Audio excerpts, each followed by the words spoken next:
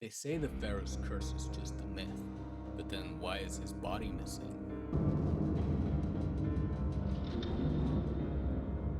And if the pyramids were just tombs, why do they hum with power? Welcome to Amenti, where the dead don't rest, and neither will you.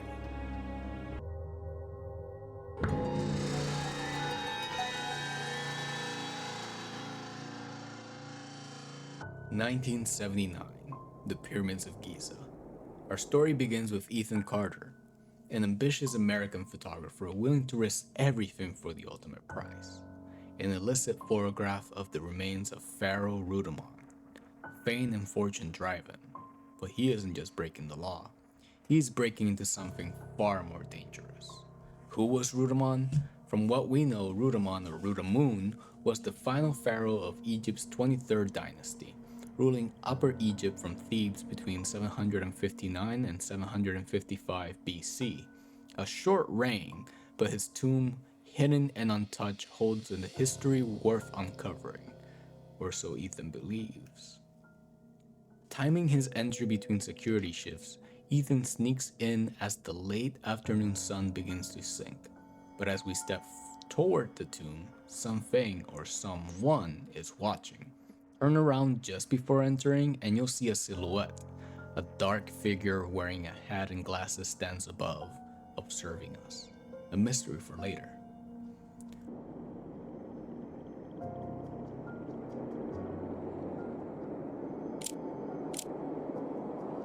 Despite the very clear warnings of death etched into the walls, Ethan presses on, descending into the claustrophobic tunnels of the Forgotten Tomb. His mission? Simple. Photograph everything, including Rudamon's remains. Imagine Pokemon Snap meets Fatal Frame. You must capture key images to progress, but something is off from the start. Strange flickers of light, statues shifting in the corners of your vision, a glimpse of something spectral, and an eerie, otherworldly hum, like reality itself is unraveling. Still, Ethan pushes forward. His footsteps echo in the stone halls as he documents the ancient ruins. He eventually stumbles upon the queen's tomb, but as his camera flashes, a sound pierces the silence.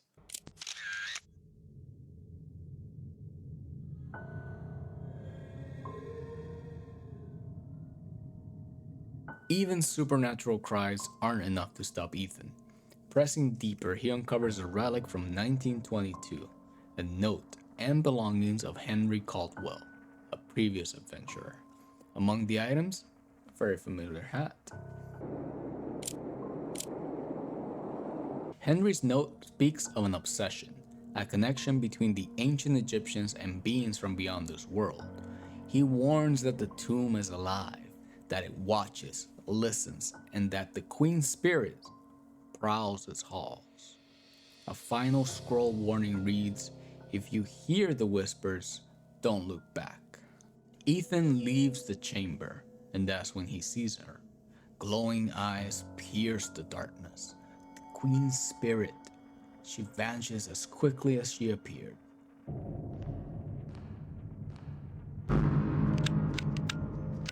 Ignoring yet another warning, we push deeper, shrugging off more ghost photography scares until we reach another note from Henry. We're near Rudamon's tomb now, and Henry, he speaks of an overwhelming fear, legends of curses, of consequences.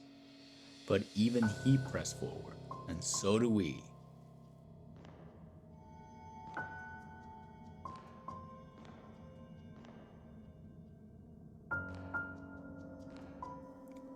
Finally, we stand before Rudamon's sarcophagus, and without hesitation, we open it. Bad idea. The queen does not take this lightly.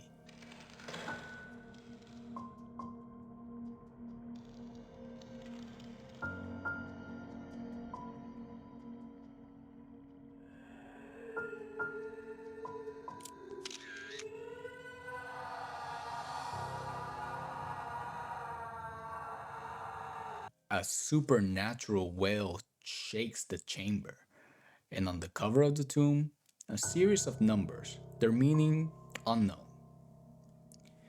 Having gotten the photo we risked everything for, we need to get the hell out. But our flashlight, the one we found inside the tomb, dies.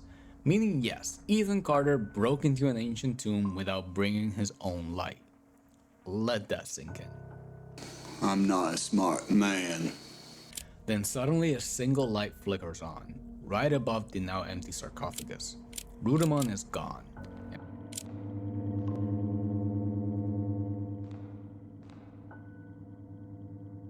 And before we can even process what that means, we're somewhere else.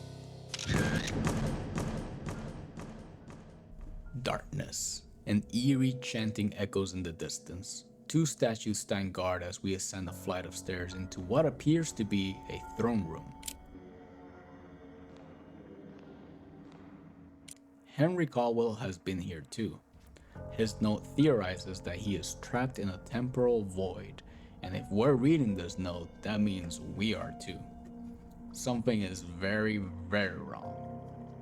Backtracking, we find ourselves surrounded. There are more statues now, and this time, they're all staring at us.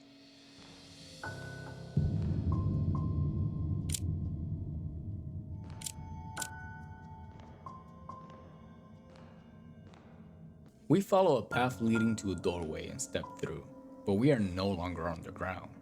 Above us, a vast night sky lit with millions of stars. The world is bathed in a blue, ghostly hue. We are in Amenti, also known as Amentet or Amenta, the land of the dead. This is the entrance to the underworld, the threshold of Duat, where souls face judgment. Crossing the bridge, we find a door surrounded by candles. The halls beyond are warmly lit, the flickering glow of fires and candlelight a stark contrast to the suffocating darkness we left behind. Moving forward, we step into richly decorated halls, adorned with intricate carvings and hanging wind chime curtains that jingle softly as we pass. And then, through a window, we see him, Rudamon. His body rests upon a stone table, undisturbed for centuries. Naturally, being the reckless photographer that we are, we do what we came here to do. We take a picture.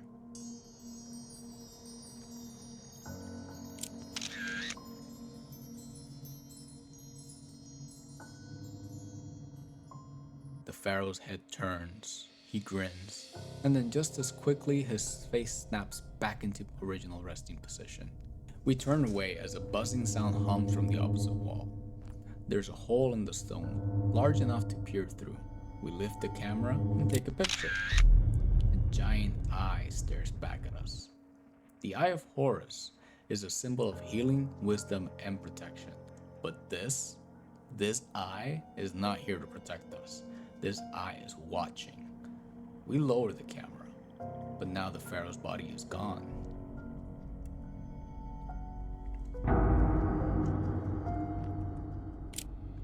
Now we're scrambling for a way out, but the only path forward is a locked door requiring a special charm. After some searching, we find the eagle charm resting on the table. As soon as we reach for it, a withered hand emerges from the darkness and snuffs the candle out. Great, just great. With the charm in hand, we unlock the next chamber, where we find another sarcophagus. Inside, a mummy. And at this point, you know the drill. We take a picture. The mummy disappears, vanishing into thin air. But in its place, we find a key. Before we can celebrate our small victory, something shifts in the shadows. We are not alone.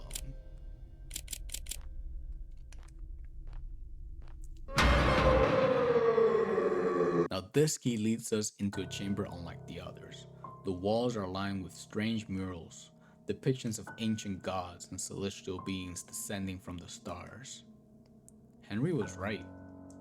The ancient Egyptians had a connection with beings from beyond this world. In a dark corner, we find an inscription, a story lost to time. It tells of Rudamon's death and his ascension to the realm of the star gods. The pharaoh and his queen, Meritankar, shared a special connection with these celestial beings. The gods granted Rudamon dominion over time and space, a power that no other pharaoh had ever wielded. His people believed that by honoring his remains, he would rest eternally in peace, and if anyone dared to disturb him, they would face his wrath. We push forward into a long, silent hallway. At the end, we see a lever. We reach out.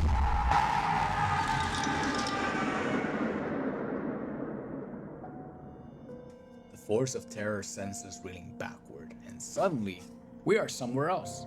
The pyramid stands before us, their monolithic silhouette surrounded by endless water. Boats drift past, sailing towards an unseen destination. The moon dips into the horizon, bathing the world in an eerie glow. Then, just as quickly, it all vanishes.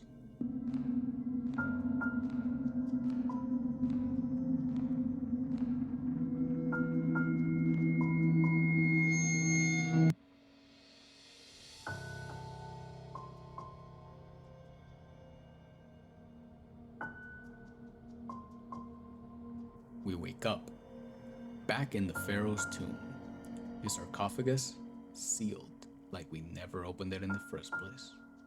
Did any of that just happen?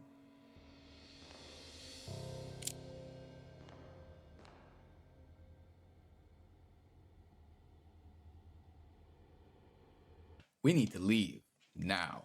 But as we search for an exit, we find another one of Henry's notes. His handwriting is shaky, frantic. He speaks of madness, of the Queen's wails haunting his every step, of how the tomb itself has turned against them. He begs us to turn back while we still can, but it's already too late. We are the Queen's new target.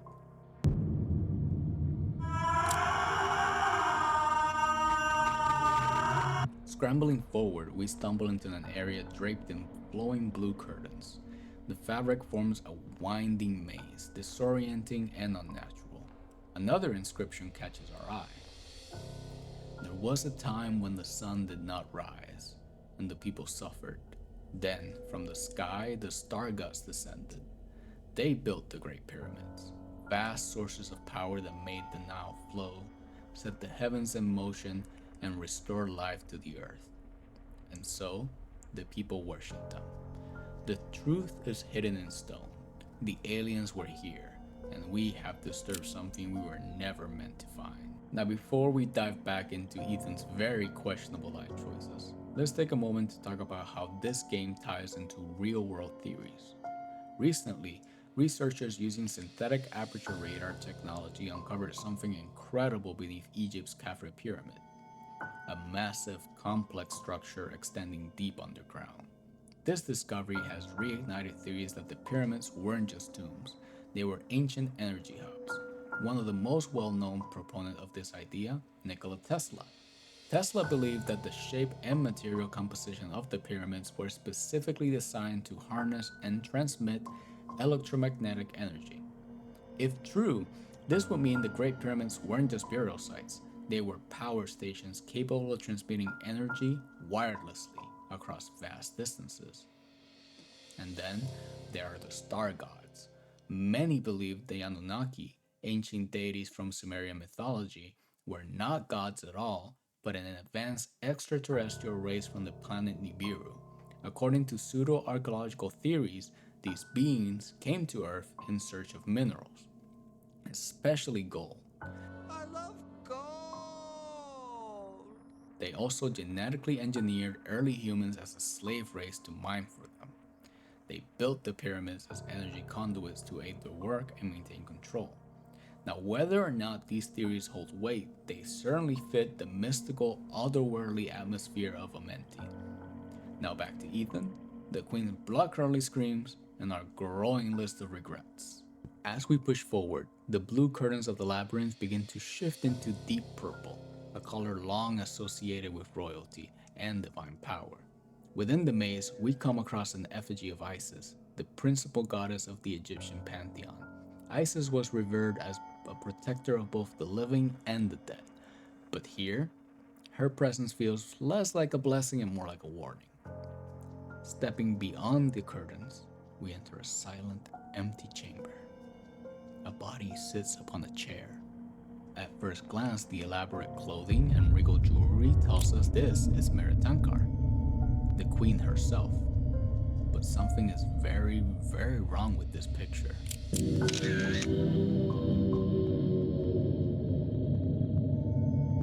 Her body has not been mummified.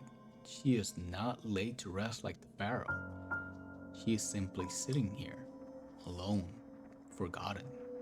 And then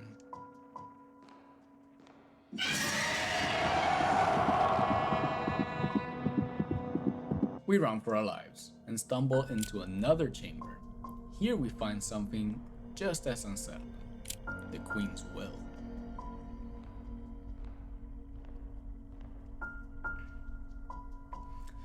The will was written when the queen was 60, fully aware that her time was coming to an end. But instead of embracing the afterlife, she reveals something shocking. She sees Rudamon in her dreams, but his spirit is not at peace. He is trapped, bound in chains of suffering within Amenti, and she believes the star gods are to blame. Unlike the others who worship these celestial beings, the queen rejected them. She feared that the star gods' rituals would imprison her soul just as they had Rudamon. So she left strict instructions. Her body was not to undergo the traditional funerary rites. She was not to be sealed in a sarcophagus or sent to Amenti. Instead, her remains were to stay within the walls of the tomb, untouched, free from the gods' control. This explains why we found her body as it was, not honored, not mummified, but simply left behind. Meritankar's will ties directly into an even darker theory, the soul trap theory. Now, according to this theory, the moon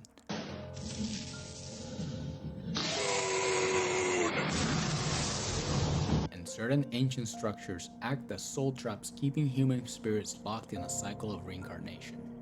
Instead of moving on to a higher plane of existence, souls are forced to return back to Earth, perpetuating an endless cycle of suffering and control.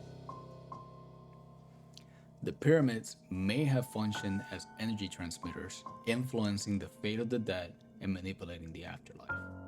Did the star gods create a system to harvest and control human souls?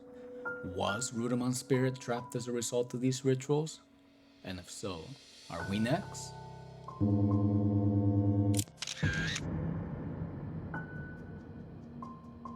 After navigating more puzzles and more dark hallways and way too many close calls, we finally enter a sealed chamber. At its center is a diorama, a perfect miniature replica of Egypt's greatest monuments. Every piece is meticulously carved, arranged as if part of a cosmic map. On the walls, another mural.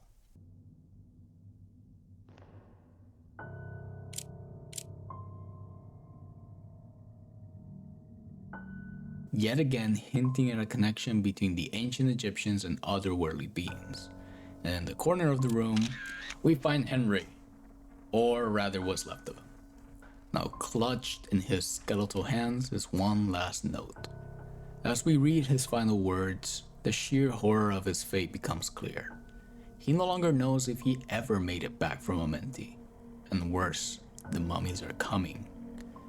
He wrote these words while trapped in the very same chamber we now stand in. Unlike us, however, Henry didn't die in fear.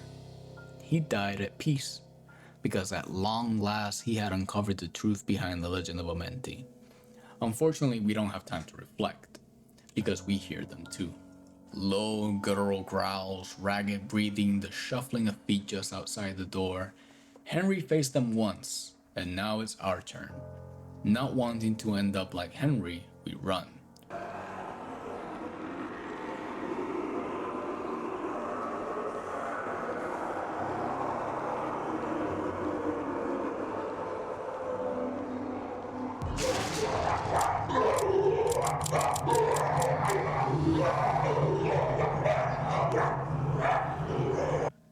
Down winding, pitch black corridors, past crumbling stone walls, the air thick with the scent of age and death. But it's not enough. No matter how fast we move, they're everywhere, at every turn, rotting.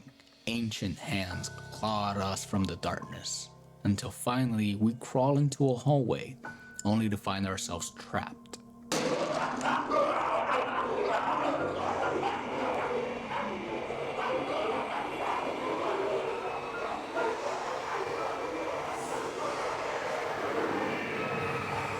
Behind us, the Pharaoh is coming, and in front of us, the Queen is waiting.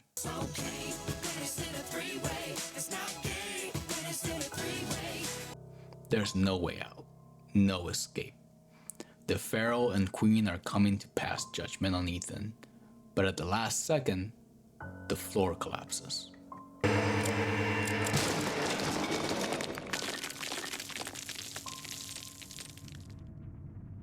We plummet downward, crashing back into one of the very first chambers we explored at the start of the game. We survive, barely. With no time to spare, we grab one of the artifacts we found earlier and use it to open the doors leading outside. Freedom is at hand. We see a light at the end of the tunnel. The exit right in front of us. It's finally over.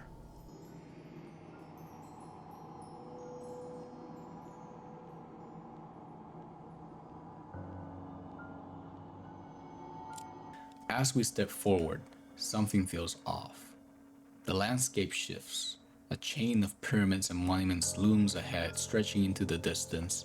Above them, massive flying rings and saucers begin to align, perfectly hovering over each pyramid's apex. And then,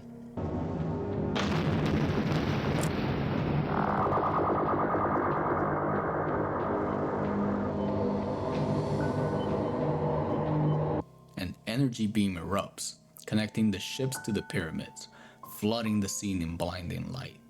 Until the screen fades to black. According to recent reports, American Our story photographer Ethan is to be Carter, continued. famous for exploring and capturing images in terrifying locations, has illegally entered the ancient tomb of Rudamon beneath the Great Pyramids of Egypt. Unfortunately, Carter has not returned, and all attempts to locate him have failed. This isn't the first disappearance linked to the tomb. Years earlier, renowned historian Henry Caldwell also entered Rudamon's resting place alone and was never seen again. Some places are cursed, and those who enter may never leave.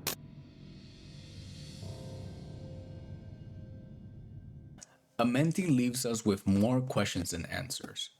Is Amenti a physical place, or did we slip into another reality altogether?